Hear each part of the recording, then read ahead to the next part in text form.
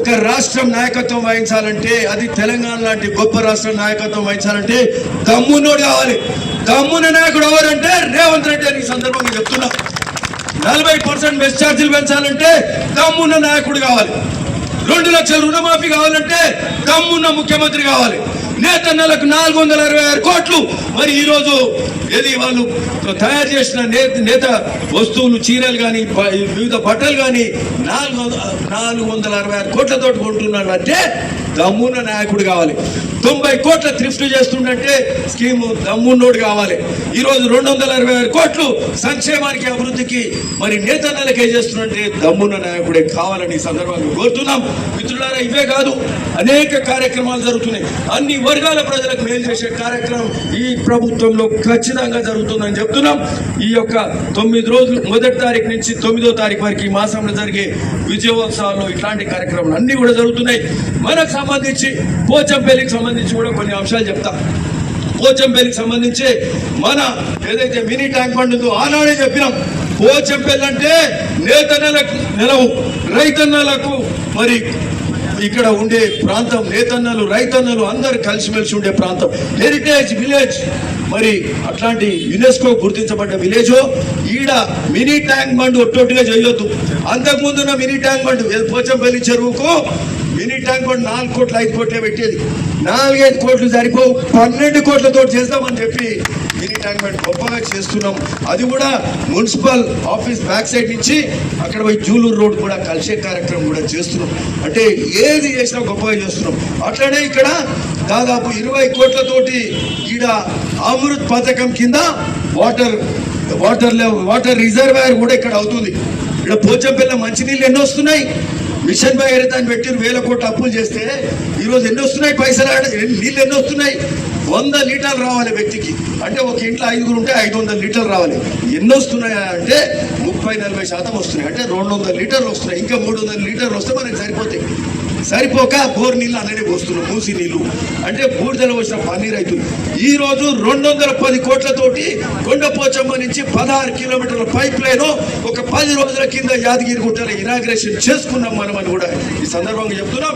అది అవుతే 2-3 నెలల స్వచ్ఛమైన నీరు మనకు ఈ ప్రాంతంలో బోర్ నీళ్ళు కలపని నీళ్లు కూడా మనకి ఈ ప్రాంతంలో వస్తాయని కూడా చెప్తున్నాం. దానికి సంబంధించి ఇక్కడ వాటర్ ట్యాంక్స్ కూడా ఎలివేటెడ్ రిజర్వాయర్ లాస్ట్ టైం చేసినాం కదా. ఇక్కడ బాలాజీ ఫంక్షన్ దగ్గర చేసినాం. ఏ కాలనీ లేఅవుట్ ఏదేది వెంకటరమణ కాలనీ చేసినాం. 20 కోట్లతోటి మరి ఆ వాటర్ రిజర్వాయర్ కూడా చేస్తున్నాం. సో ఇవన్నీ సాగునీరు కోసము, అట్లనే రైతన్నుల కోసం పిలాయిపల్లి కాలువకు, అట్లే ధర్మారెడ్డి కాలువల కట్ బునియాది గారి కాలువకు 500 కోట్ల రూపాయల శాంక్షన్ కూడా జరుగుతుందని కూడా ఈ సందర్భంగా చెప్తున్నాం. ఉత్తమ్ కుమార్ గారు ఇరిగేషన్ శాఖ మంత్రులు, మన జిల్లా మంత్రి కాబట్టి మనకు చనువు ఉంటుంది. అవన్నీ కూడా చేసుకున్నాం. బునియాది గారి కాలువ శాంక్షన్ అయింది. పిలాయిపల్లి ధర్మారెడ్డిది అతి త్వరలో ఆల్మోస్ట్ అన్ని శాంక్షన్స్ అయిపోయినాయి. అతి త్వరలో మిగతా పనులు అవుతాయి.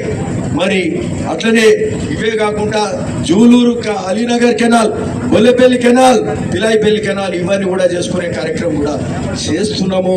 అన్నిటికంటే ముఖ్యమైనది స్వచ్ఛమైన నీరు మూసీలో ప్రవహించాలి. మళ్ళా మూసీ ప్రక్షాళన 30 ఏళ్ల కళ. ఎవరు మాట్లాడలేని రోజులు. ఎలక్షన్ల ముందు మాట్లాడతారు, అయిపోగానే మర్చిపోతారు. రేవంత్ రెడ్డి గారు ఏం మాట ఇయ్యలే, కాంగ్రెస్ ప్రభుత్వం ఏం మాట ఇయ్యలే. మనం మాట్లాడుకున్నాం, చేసినాం. ఈ రోజు మన కళ నెరవేరుతుంది. మూసీ ప్రక్షాళన కోసము ఈరోజు పెద్ద ఎత్తున కార్యక్రమం జరుగుతుంది. దాని మీద ముఖ్యమంత్రి గారు ప్రకటన చేస్తుంటే ఈ ప్రతిపక్షాలు రాద్ధాంతం చేసి, అంటే ఏ పనికి అడ్డుకోవాలి, ఏ పని తప్పు పట్టాలి, అంటే ఏ పనిలో కమిషన్ కొడతారు, లేకపోతే బురద జల్లే కార్యక్రమం చేస్తుంటే ఈరోజు అరే అవుతుందా కాదా అనేది మరొకసారి మనకు ఇబ్బంది పడ్డాము. ఆలోచింపజేసే కార్యక్రమం చేస్తే పిలాయిపల్లి దగ్గర 4-5 వేల మందితోటి జన చైతన్య యాత్ర చేసినాము ఒక 2 నెలల క్రితం అని చెప్తా ఉన్నా. మళ్ళా ఒక 20 రోజుల కింద పోయిన 28వ తారీఖు నాడు ముఖ్యమంత్రి స్వయాన ఎడుకొచ్చిండు, మూసి సంఘం దగ్గరికి వచ్చి పాదయాత్ర 6 కిలోమీటర్లు చేసి మూసి ఎట్లా ఉందో చూసిపోయిండు. రైతులు బతకలేరు, రైతు కూలీలు బతకలేని పరిస్థితి. మరి మత్స్యకారులు కానీ ఆఖరికి నేతలకు కూడా ఆ నీళ్లు పనిచేయాయి. మరి కుమ్మరులు, కమ్మరులు, అట్లనే రజకులు అందరికీ కుల వృత్తులకు ఇవ్వాలి కాబట్టి ఖచ్చితంగా చేస్తని ముఖ్యమంత్రి గారు అక్కడ సంఘం దగ్గరికి వెళ్ళి భీమలింగేశ్వర స్వామి దగ్గర దండం పెట్టుకొని మరి ఆయన ఆ రోజు చెప్పిపోయిండు. ఖచ్చితంగా మూసి ప్రక్షాళన కూడా జరుగుతుంది. నల్గొండ ప్రజల ఉమ్మడి నల్గొండ ప్రజల ఆశ నెరవేరుతుంది అని కూడా సందర్భంగా చెప్తూ అన్ని గొప్పగా జరుగుతున్నాయి ఈరోజు ఈ విజయోత్సవం. మరి అట్లే గౌరెల్లి రోడ్డు కూడా అవుతుంది. గౌరెల్లికి వెళ్ళి అటు ఒలిగొండ మీదకి వెళ్ళి తొర్రూరు పోయే రోడ్డు కూడా అవుతుంది. ఈ ప్రాంతం అంతా వ్యవసాయ భూముల ధరలు పెరుగుతాయి, రైతులు మంచిగా ఉంటారు, అంత సంతోషంగా ఉంది. కాబట్టి విజయోత్సవాలు గొప్పగా జరుగుతున్నాయి. ఇలా ప్రతిదీ నిజము, ప్రతిదీ వాస్తవం. మరి ఆ విధంగా విజయోత్సవాలు కూడా జరుగుతున్నాయి. కాబట్టి అందరము గ్రహించాలి ఏ విధంగా ఈ ప్రభుత్వం ముందుకు పోతుందని ఈ సందర్భంగా చెప్తూ, పోచంపల్లి కూడా హెచ్ఎండిఏ ఫండ్స్ త్వరలో తీసుకొస్తున్నాం. మినీ ట్యాంక్ బండే కాదు, వాటిల్లో రోడ్ కానీ డ్రైనేజ్ కానీ ఇట్లాంటి కార్యక్రమాలు చేద్దాం. పోచంపల్లి మండలంలో కూడా అన్ని కార్యక్రమాలు కూడా చేసుకుందామని కూడా ఈ సందర్భంగా చెప్తూ మీ అందరికి మరొకసారి నమస్కరిస్తూ మరి హ్యాండ్లూమ్ బాక్ రోజు మరి నేతన్నలకు కూడా శుభాకాంక్షలు తెలుపుతా ఉన్నాం. మరి అందరికీ రైతన్నలకు కూడా మరి శుభాభినందనలు తెలుపుతూ థ్యాంక్ యూ. ధన్యవాదాలు.